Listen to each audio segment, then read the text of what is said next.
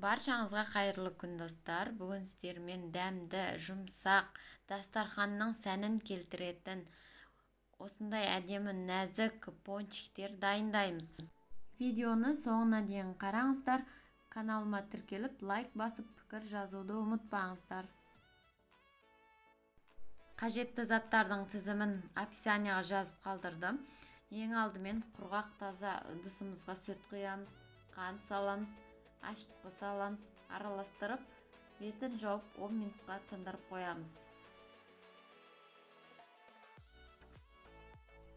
Тұз саламыз, ерітілген сары май саламыз, жұмыртқамызды салып, жақсылап араластырамыз.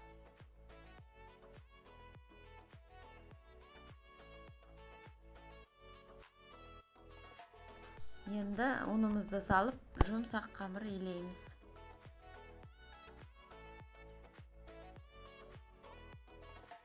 Қамырымыздың бетіне осылай сұйық май жағып, 1-2 сағатқа үстін жауып қоямыз.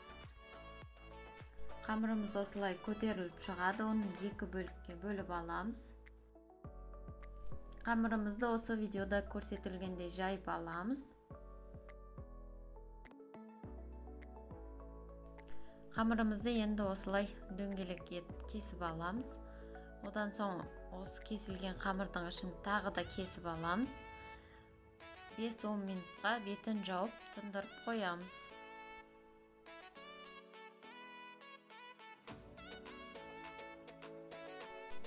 Енді қызып тұрған майымызда екі жағын қызарғанша пісіріп аламыз.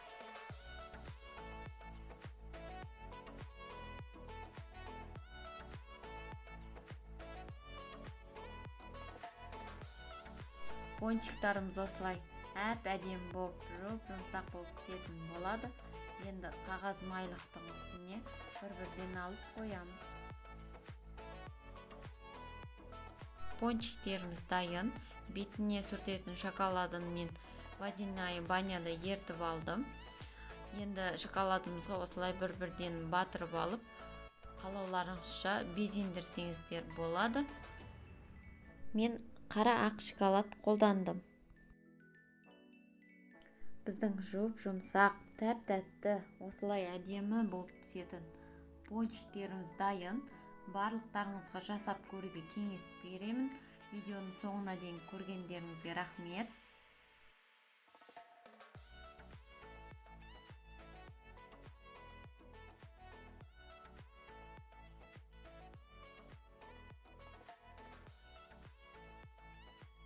Каналға тіркелмеген болсаңыз, тіркеліп кетіңіз. Лайк басып, пікір жазуды ұмытпаңыздар.